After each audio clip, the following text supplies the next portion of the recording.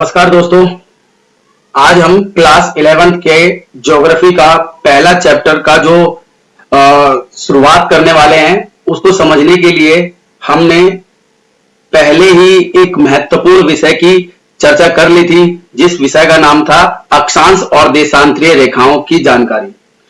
तो अक्षांश और देशांतरीय रेखाओं से जुड़ी हुई जानकारी हमने एक विषय के माध्यम से प्राप्त कर ली थी। जिस किसी छात्र ने वो वीडियो नहीं देखी है तो आई डिस्क्रिप्शन का प्रयोग करके आप अक्षांश देशांतरीय रेखाओं की वीडियो देख करके उनके संबंध में पूरी जानकारी उस वीडियो को देख करके प्राप्त कर सकते हैं। तो चलिए शुरुआत करते हैं आज क्लास 11 के पहले चैप्टर भारत स्थिति के बारे में। तो शुरुआत करते हैं इसके पहले क्वेश्चन से। तो पहले क्वेश्चन का जो है जो जुड़ा हुआ है वो पहला क्वेश्चन उसी टॉपिक से जुड़ा हुआ है जो हमने लास्ट वीडियो में कवर किया था। तो भारत की जलवायु किस प्रकार की है?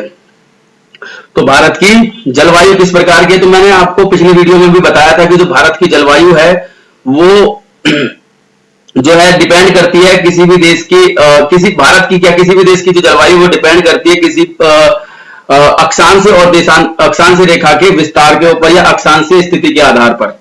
जैसे मैं बात करूं तो भारत अक्षांश रेखाओं के आधार पर जो है उत्तरी गोलार्ध के अंदर स्थित है पश्चिमी भाग पूर्वी भाग में। इसको हम देख सकते हैं। तो इस तरीके से भारत जो है एक मिनट, हाँ, तो इस तरीके से आप देख सकते हो कि जो भारत देश है, अगर हम इसके माध्यम से देखें तो भारत जो स्थित है वो इस वाले हिस्से में स्थित है, यानी उत्तर पूर्वी अक्षांश रेखा के आधार पर भारत जो है उत्तर पूर्वी भाग में स्थित है, उत्तर पूर्वी गोलार्ध के अंदर स्थित है। अब भारत जो है मैंने बताया था कि अक्षांश रेखा से उत्तर की ओर जाने पे या दक्षिण की ओर या फिर कहीं ऊपर या नीचे जाने पर सर्दियां बढ़ती हैं या तापमान में गिरावट दर्ज की जाती है। तो इसीलिए इसी आधार पर हम इसको जानेंगे। तो भारत की जो जलवायु है, भारत की जलवायु दो प्रकार की है विशेष तौर पर, क्योंकि भारत का जो उत्तरी भाग है वो विषुवत रेखा या फिर कहें भूमध्य रेखा से काफी ऊपर उत्तर में है, इसलिए ठंड ज्यादा पड़ती है। तो ऊपर वाले भाग में जैसे जम्मू कश्मीर हो गया, शिमला हो गया, वहां ठंड पड़ती है। इसी उत्तर भाग में जो है आपको पता है शीतोष्ण कटिबंधीय जलवायु पाई जाती है। वहीं भारत का जो दक्षिणी भाग है, भारत का जो दक्षिणी वाला भाग है उसके अंदर वो जो है विषुवत रेखा के पास में है या फिर कहें उष्ण कटिबंधीय इलाके में आता है। कल वाली वीडियो में मैंने बताया था उष्ण कटिबंधीय इलाके के बारे में। तो दक्षिण भारत के अंदर उष्ण कटिबंधीय प्रकार की जलवायु पाई जाती है, जिसके बारे में हम पहले ही बात कर चुके हैं। तो भारत की जलवायु किस प्रकार की है? दो प्रकार की। उत्तर भारत में कैसी है? शीतोष्ण यानी ठंडी, और दक्षिण भारत में कैसी है? उष्ण यानी गर्म। तो अब आसानी से समझ में आ गया होगा आपको। अब हम बात करते हैं इसके अगले क्वेश्चन के बारे में। तो भारत क्या ये अक्षांश रेखाएं और देशांतरीय रेखाएं वास्तविक हैं? नहीं, कल भी वीडियो में बात की थी हमने कि ये जो है नहीं, अक्षांश और देशांतरीय रेखाएं वास्तविक नहीं है, काल्पनिक है, केवल मानी गई है जानकारी प्राप्त करने के लिए विश्व स्थिति की। तो जैसे मैथ में मैंने पहले ही बताया था, मैथ में x मानते हैं, ऐसे ही ये माना गया है कि ये रेखाएं पृथ्वी पर काल्पनिक हैं, वास्तविक नहीं है। ये आंसर है इसका। आगे हम बात करते हैं। हाँ, बहुत ही महत्वपूर्ण टॉपिक है, इसके बारे में पता होना चाहिए। ये क्वेश्चन अक्सर आ जाता है। भारत का अक्षांशीय और देशांतरीय विस्तार बताना है, या फिर मानों का विस्तार भी यहीं से क्लियर हो जाएगा और मान भी। तो यहां पर मैं बता देना चाहता हूं, मान लीजिए ये मैं भारत बना देता हूं आपको, ये मैं ऐसे बना दे रहा हूं, आप समझ लेना बस, इतने जैसे भी बनेगा।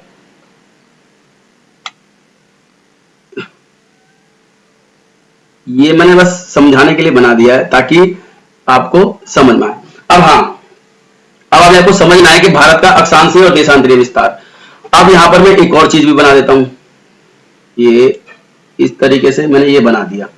ये आप समझिए, ये मैंने बना दिया अक्षांशीय रेखाएं और इसमें बना दी मैंने ये देशांतरीय रेखाएं।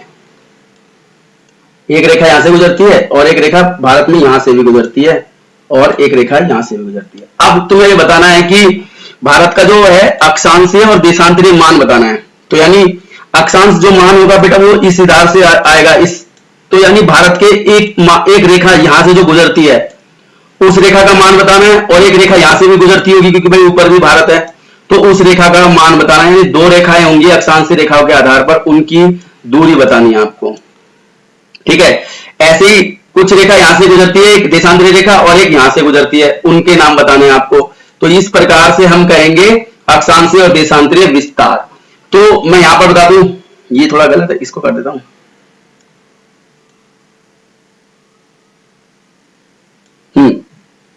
तो भारत के जो दक्षिण भारत है, वहां से जो सबसे नीचे से जो रेखा गुजरती है अक्षांश रेखा, उसका मान है 8 डिग्री 4 मिनट का।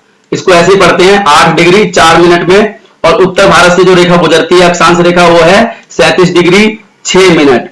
इसी प्रकार से ये जो पश्चिम वाला इलाका है, पश्चिम वाले इलाके के अंदर से हमारे देश की जो अक्षांशीय और देशांतरी विस्तार है, वो है 68 डिग्री 7 मिनट। याद रखना है 68 डिग्री 7 मिनट, ऐसे ही पढ़ते हैं इसको।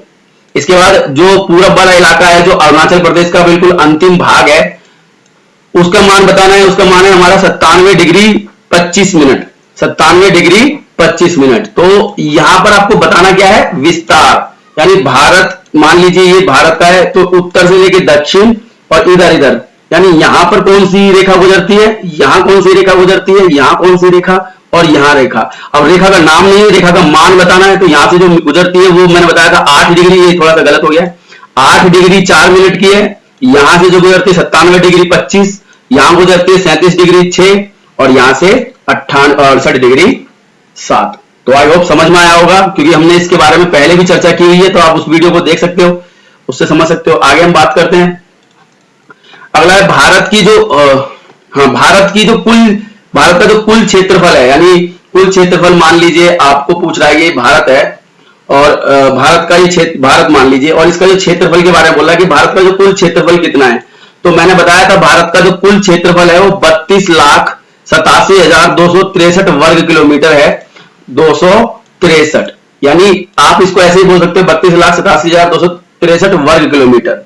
और यह विश्व का कितना प्रतिशत है, तो आपको बताना पड़ेगा जो भारत का क्षेत्रफल है पूरी दुनिया का 2.46% जो क्षेत्रफल है भारत के पास है पूरी दुनिया का। और इसको अगर आसान शब्दों में बोलना है तो आप इसको बोल सकते हो 32.8 लाख वर्ग किलोमीटर। इसको हम ऐसे भी पढ़ सकते हैं, आप जिसको जैसा पढ़ना है वैसा पढ़ सकता है। तो ये है भारत का विस्तार। अगला जो है, यानी अगला क्वेश्चन जो है वो ये है कि मानक यमोत्तर से आप क्या समझते हो। बहुत ही इंपॉर्टेंट क्वेश्चन है, इसको समझने के लिए थोड़ा सा ध्यान लगाना होगा आपको। तो मैंने आपको बताया था, मान लीजिए ये आपका, मैं बता रहा हूं, एक मिनट, मान लीजिए ये है पृथ्वी और देशांतरी रेखा है, ये देशांतर रेखा है। तो ऐसे मैंने बताया था बहुत सारी रेखाएं गुजरती हैं पृथ्वी पे से। तो अब भारत यहां है, मान लीजिए ये भारत फैला हुआ है, तो जायज बात है भारत की एक रेखा यहां से भी गुजरती होगी, एक रेखा यहां से भी गुजरती है, और बीच में से भी बहुत सारी रेखा गुजरती हैं। तो ऐसी स्थिति में जरूरी क्या है कि हम कौन सी रेखा को जो है अपनी रेखा माने, जहां से हम अपना टाइम निर्धारित करें। क्योंकि मैंने बताया था ये जो रेखा गुजरती है, जो ग्रीनविच मीन टाइम में, यहां से हर देश जो है अपना समय निर्धारण करता है। तो भारत भी समय निर्धारण करना है, क्योंकि विश्व राजनीति में और विश्व भूगोल के अंदर उसकी स्थिति एक होती है, उसको भी क्लियर करना है। तो उस क्लियर करने के लिए भारत कौन सी रेखा ले, ये वाली ले या ये वाली ले, या ये वाली ले या ये वाली ले, इससे ना दिक्कत हो रही थी। तो इसी को सॉल्व करने के लिए एक नया कॉन्सेप्ट आया, उस कॉन्सेप्ट का नाम था मानक यमोत्तर। यानी मानक यमोत्तर क्या है, एक ऐसी रेखा जो किसी भी देश से गुजरती हो, परंतु वो रेखा क्या होगी, 7.5 डिग्री, यानी या फिर कहें 7.5 डिग्री। मिनट में भाई 30 का मतलब आपको पता ही आधा होता है, तो मिनट में पढ़ते हैं पीछे वाला। तो 7.5 डिग्री जो है वो चुना गया। कोई भी रेखा ले सकते हो आप अपने देश के अंदर से, परंतु जो भी रेखा लोगे आप वो 7.5 से डिवाइड होनी चाहिए। जैसे भारत ने जो मानक यमोत्तर लिए है, वो लिए किससे, वो लिए क्या कहते हैं, एक जगह है भारत के अंदर इलाहाबाद के अंदर, इलाहाबाद में है, वहां पर से ये जो रेखा गुजरती है जिसका नाम है 82.5 डिग्री मानक यमोत्तर। अब इस 82.5 डिग्री को आप ऐसे भी लिख सकते हैं, 82.5 लिख सकते हैं। आप इसको इससे डिवाइड करके देखना, 7.5 से डिवाइड करके देख लोगे, 7.5 इसको हम आसान शब्दों में 0 से 0 डिवाइड करोगे, आप डिवाइड करके देखना तो ये पूरा डिवाइड हो जाएगा, अर्थात पॉइंट में वैल्यू नहीं आएगी। और ऐसी जो है इसको ही सॉल्व करने के लिए पूरी दुनिया के अंदर मानक यमोत्तर का कॉन्सेप्ट लाया गया। तो अब मानक यमोत्तर क्या है? विश्व के देशों में आपसी समझ के तहत मानक यमोत्तर को 7.5 देशांतर के गुणज में चुना गया। यही कारण है कि भारत में 82.5 पूर्व को मानक यमोत्तर चुना गया है। यह भारत के उत्तर प्रदेश, मध्य प्रदेश, उड़ीसा और आंध्र प्रदेश से होकर के गुजरती है। यह रेखा ऐसे गुजरती है भारत के उत्तर प्रदेश, मध्य प्रदेश, आंध्र प्रदेश से होके, तो इस रेखा को हमने टाइम ले लिया है अपना, ठीक है। तो यही है मानक यमोत्तर। आगे हम बात करते हैं भारत के पूर्व और पश्चिम के समय में 2 घंटे का अंतर है, स्पष्ट कीजिए। देखो अब ये है हमारा, आपको पता ही होना चाहिए कि यहां है गुजरात और यहां है अरुणाचल प्रदेश, और इसके बीच में आपको पता है भारत के इससे इसके बीच में जो है हमारी जो दूरी है वो है 2933 किलोमीटर। 2933 किलोमीटर की दूरी है हमारी पूर्व से पश्चिम में। और मैंने ये बताया कि इसी बीच में हमारे इससे जो है इसी दूरी से काफी सारी रेखाएं होकर के गुजर जाती हैं, देशांतर रेखाएं, और एक देशांतर रेखा पार करने में 4 मिनट का अंतर आता है। 4 मिनट, और ऐसे ही जो यहां से गुजरती है और ये यहां से गुजरती है, तो इन कारण से भारत के ये पश्चिम वाला हिस्सा ये और पूरब वाला हिस्सा, पश्चिम वाले और पूरब वाले हिस्से के अंदर लगभग 2 घंटे का अंतर आ जाता है। वो बताना क्यों, तो इसके लिए सोल्यूशन देख सकते हैं हम। ये सोल्यूशन है। तो इसमें क्या है कि भारत के पूरब और पश्चिम के बीच में ना कुल मिलाकर के 30 देशांतर रेखाएं गुजरती हैं। मैंने बताया था ये वाला, यानी पश्चिम से पूरब तक जाते जाते 30 देशांतर रेखाएं गुजर जाती हैं। और पृथ्वी को घूमने में, पृथ्वी को एक चक्कर लगाने में 360, 1 घंटे में इसको डिवाइड कर लिए 15 डिग्री।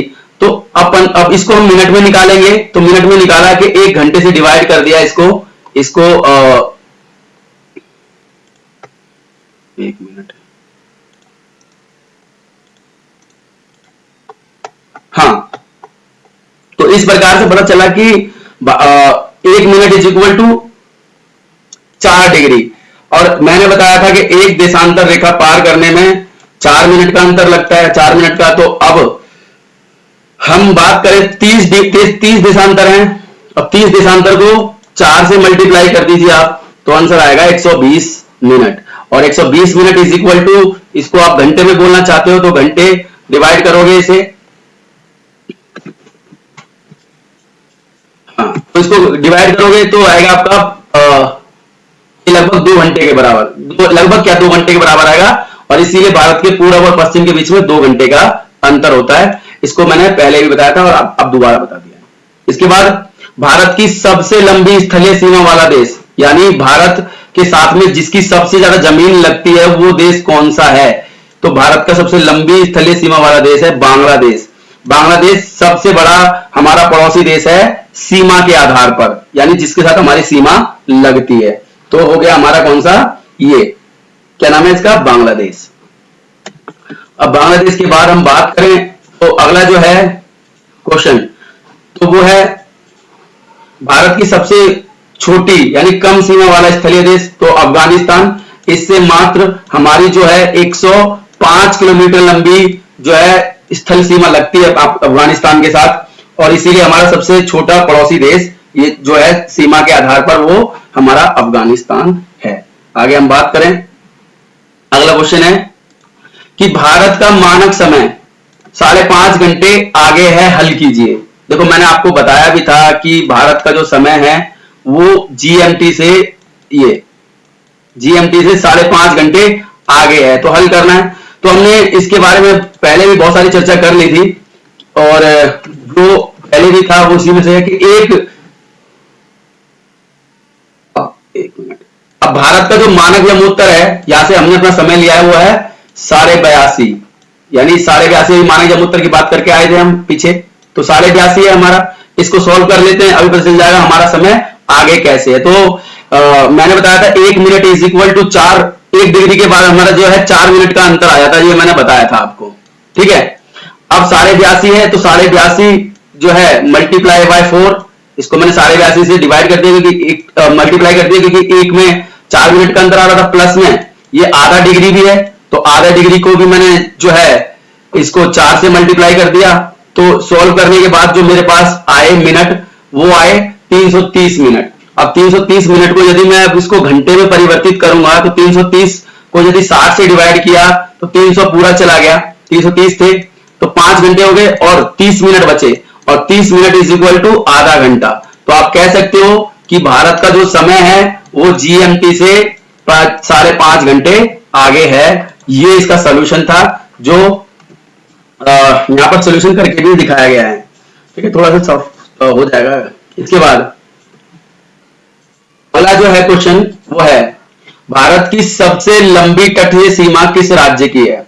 अब तटीय सीमा मतलब समुद्री सीमा, यानी कौन सा देश ऐसा, कौन सा राज्य हमारा ऐसा है जिसकी सबसे लंबी तटीय सीमा है, वो है गुजरात। ऐसे छोटे छोटे क्वेश्चन तो आपको एक बार में ही याद हो जाएंगे। इसके बाद हम जो है ज्यादा समय भी नहीं देंगे ऐसे क्वेश्चनों को, क्योंकि ये सारे जो है बेसिक जनरल नॉलेज वाले क्वेश्चन है, इसको हम काफी लंबे समय से किसी ना किसी माध्यम से पढ़ते ही आ रहे हैं। तो इसीलिए अगला जो क्वेश्चन है वो है भारत का सबसे बड़ा और छोटा राज्य। तो सबसे बड़ा है राजस्थान, सबसे छोटा है गोवा। तो इसके बारे में भी पहले से जानकारी है। फिर कर्क रेखा किन राज्यों से होकर के गुजरती है, कल वाली वीडियो के अंदर भी बताया था और आज फिर बता देता हूं कि भारत के अंदर जो कर्क रेखा गुजरती है वो गुजरात, मध्य प्रदेश, राजस्थान, छत्तीसगढ़, झारखंड, पश्चिम बंगाल, त्रिपुरा, मिजोरम से होकर के गुजरती है।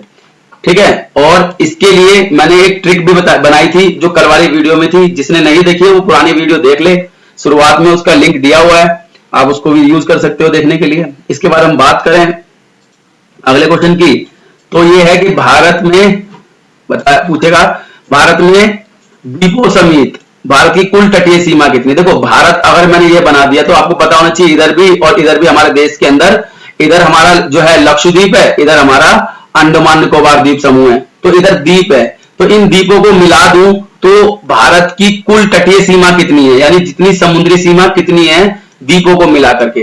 तो द्वीपों को मिला करके भारत की जो तटीय सीमा है वो है 7517 किलोमीटर की। और यदि इसमें से मैं तटीय द्वीपों को निकाल दूं तो द्वीपों को निकालने के बाद भारत के पास जो कुल समुद्री सीमा बचती है वो बचती है 6100 किलोमीटर। तो याद रखना है आपको ये दो चीजों के बारे में।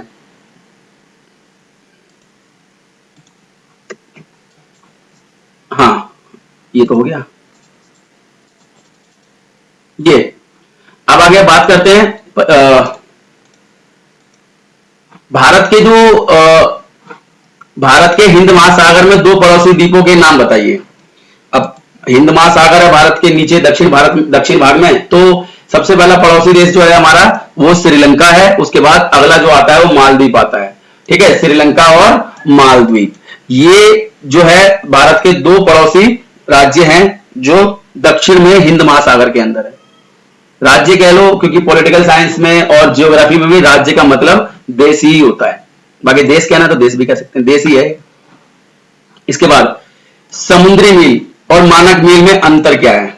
तो समुद्री मील और मानक मील में अंतर के बारे में मैंने बताया था आपको कि जो ये दोनों दूरी मापने की इकाई है। तो ये जो समुद्री मील है ये दूरी मापती है समुद्र के अंदर, और ये जो मील है ये भी दूरी जो है अक्सर मापी जाती है। आपने मील बोलते हुए सुना भी होगा लोगों को, जैसे 1 kilometre is equal to 1000 metre होता है, ऐसे ही 1 मील इज इक्वल टू 1600 जो है लगभग 1600 मीटर होता है, यानी 1 मील उससे बड़ा होता है किलोमीटर से। तो इस प्रकार से 1 mile is equal to 1600 metre के करीब करीब होता है। इसके बाद एक समुद्री मील मानक मील से भी बड़ा होता है। मानक मील से कितना बड़ा होता है, लगभग 200 या हम कहें तो इसके 300-400 मीटर के करीब इसमें अंतर होता है। जैसे हम बात करें समुद्री मील कितने का होता है, 1800 मीटर का, लगभग 1800 जो है मीटर का जो होता है एक मानक मील से बड़ा होता है समुद्री मील। 1824 मीटर का ये जो है एक समुद्री मील होता है, जबकि मानक मील लगभग 1600 मीटर का होता है। और 1 kilometre is equal to 1000 metre. आपको इसकी जानकारी पहले से भी होगी और अब पुख्ता जानकारी हो गई होगी। आगे हम बात करते हैं।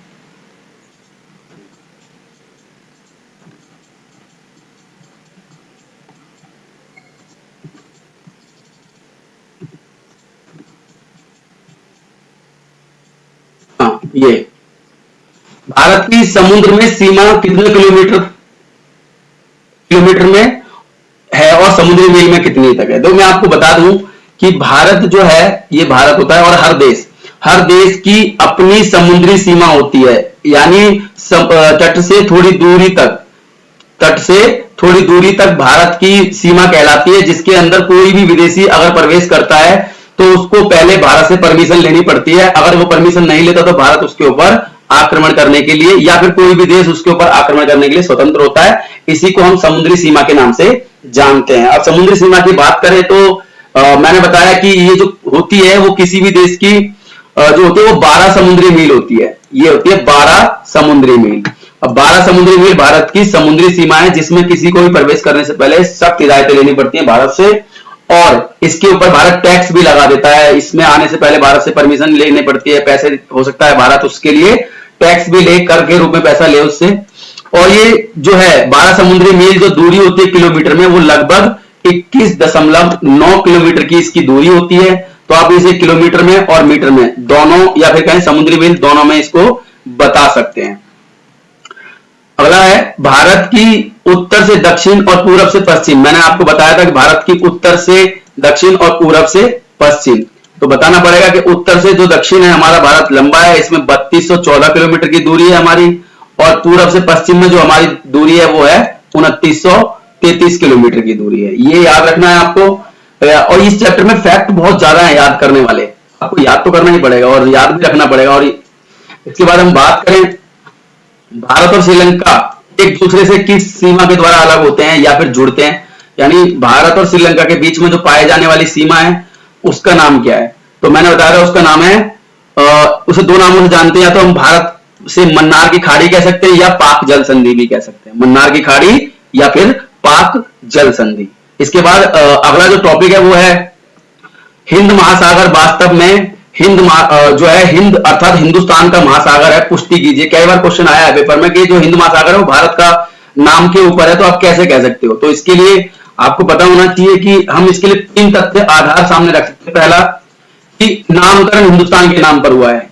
हिंद महासागर का जो नाम रखा गया है वो भारत या फिर कहीं हिंदुस्तान के नाम पर रखा गया है, और विश्व के अंदर एकमात्र महासागर ऐसा है जो किसी देश के नाम पर रखा गया है। इसीलिए हम कह सकते हैं या फिर कहते हैं अक्सर कि जो है हिंद महासागर वो हिंद भारत का महासागर है। इसके बाद भारत की स्थिति, तो मैं आपको बता दूं कि पश्चिमी एशिया और पूर्वी एशिया के बीच जो है हिंद महासागर के तट पर जो है भारत इस प्रकार से स्थित है कि वो दोनों को अलग करता है। देखिए ये सारा हिंद महासागर है, ये पश्चिमी और ये पूर्वी, ये पश्चिमी, यानी पश्चिमी एशिया और पूर्वी एशिया के बीच में जो है भारत ही है जो हिंद महासागर के अंदर एक विशेष स्थिति रखता है जो इनको जोड़ता है। इसीलिए भी हम इस स्थिति के आधार पर जो है भारत का महासागर इसे कहते हैं। इसके बाद हम बात करें लंबी तटीय रेखा, तो इस महासागर के उत्तरी छोर पर स्थित भारत की जो तटीय रेखा है अन्य किसी भी देश से सबसे अधिक लगती है। देखिए ये रहा हिंद महासागर, और हिंद महासागर में सबसे ज्यादा जो तटीय रेखा लगती है वो भारत की लगती है, और इसीलिए और अन्य देशों की सीमा इतनी किसी की भी नहीं लगती है हिंद महासागर से, इसीलिए भी भारत की तटीय जो है भारत का महासागर इसे कहा जाता है। आगे हम बात करें,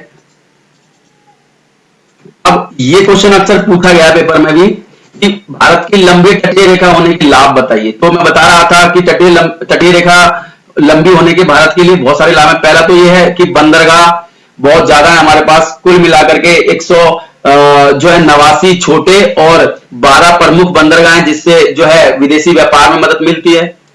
व्यापार के लिए सभी के साथ में व्यापारिक संबंध, फिर मछली पकड़ने के लिए, फिर जो है प्राकृतिक जो है बिजली बनाने के लिए भी हम जो है तटीय रेखा जो है उसके ऊपर बांध बना लेते हैं, उनके लिए भी। इसी प्रकार से जो और भी है कि जो समुद्री बहुमूल्य वस्तुएं होती हैं वो भी हमें मिल जाती है, जैसे मूंगा होता है या फिर मूंगे की चट्टाने, मोती, ये सब आसानी से वहीं से बहुमूल्य धातु मिल जाती हैं। तो इसीलिए भारत के लिए ये बहुत ही ज्यादा लाभकारी है, इसीलिए आपको ये बताना है। इसके बाद उपमहाद्वीप किसे कहते हैं और भारतीय उपमहाद्वीप सम्मिलित देशों की बात कीजिए। तो मैं आपको यहां पे बता दूं कि उपमहाद्वीप किसे कहते हैं। सबसे पहले हम बात करते हैं कि उपमहाद्वीप किसे कहते हैं। मान लीजिए ये भारत है,